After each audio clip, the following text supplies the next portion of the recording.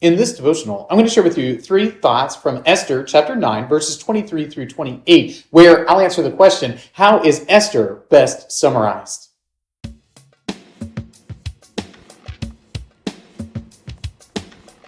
Esther 9, verses 23 through 28 says, "So the Jews accepted what they had started to do and what Mordecai had written to them.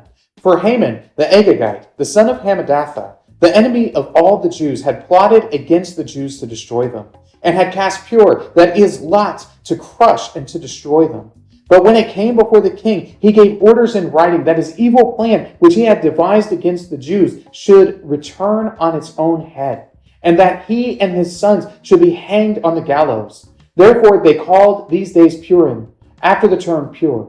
Therefore, because of all that was written in this letter, and of what they had faced in this matter, and of what had happened to them, the Jews firmly bound themselves and their offspring, and all who joined them, that without fail they would keep these 2 days according to what was written, and at the time appointed every year.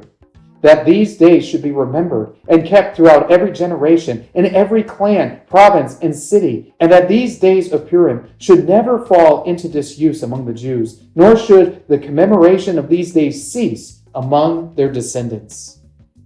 The book of Esther is one of those tricky books. It's tricky because God is not mentioned in the book at all. And isn't that a little bit odd for a book of the Bible not to have any mention of the Lord in there? But he isn't there, but he underlies the entire story. Because here in this epic tale of murder and revenge and intrigue is the Lord's purposes for his people being worked out using everyday sorts of means. Well, here in Esther chapter 9, verses 23 through 28, we learn how the book of Esther is best summarized. Thought number 1, murder plots. There's a murder plot that's going through the entire story, and that murder plot is this. Haman, the Agagite, hates the Jews and wants to murder specifically Mordecai, but as many Jews as he can possibly kill. He wants the entire race to be utterly destroyed because he's a proud man, because he thinks he should be honored, because Mordecai didn't honor him in the way that he felt he should be celebrated. And it's a murder plot that takes place. He devises a scheme to allow himself and others to kill as many Jews as possible. And this is a part of his deep-rooted hatred for these people. But the Lord, I believe, is working out his purposes even in this great plot so that the Jewish people would know that God cares for them. Thought number 2, plot foiled. The murder plot that Haman has instituted ultimately falls apart. It turns on its head, and he is hung on the gallows that he had set up for his mortal enemy, Mordecai. The plot is foiled by the Jewish queen, Esther, going in and pleading on behalf of her people. This plot is foiled because the Lord had placed Esther in just that position to save the people of Israel from this great destruction that was coming for them. And isn't it amazing that the Lord works in these ways? Esther, who was in the harem, who was made the queen of the entire nation, is able to go before King Ahasuerus and put a stop to this great plot. And all because of the great love that God has for his people.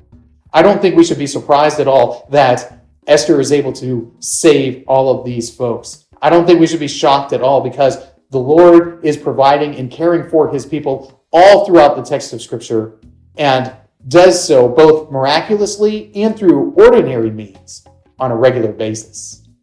Thought number 3, celebration. There is a command of celebration, and the command gets sent out all throughout the land so that all of the Jewish people, no matter where they were to participate in the celebration of what had taken place. This great murder plot, not just a murder plot, but a genocide plot, is foiled and turned on its head so that way the people of Israel are able to survive while their enemies are mounting up against them.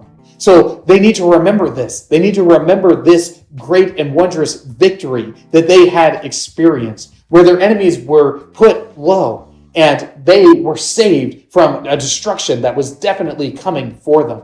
So they need to celebrate. They need to celebrate every single year for 2 days this wondrous salvation that they had received, because they trust that as they remember it, that they will continue to have faith in the great God who cares for them, who has set them apart from all of the other peoples so that his purposes might ultimately be fulfilled in the world.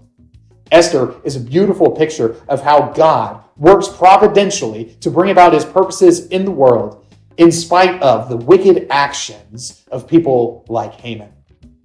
We should trust in him regardless of our circumstances.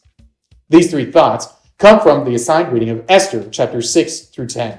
If you'd like to read through the Bible with me, you can do so by subscribing to this channel, by clicking on the link in the description, or by joining the Facebook group Through the Bible, where we are reading the text of Scripture together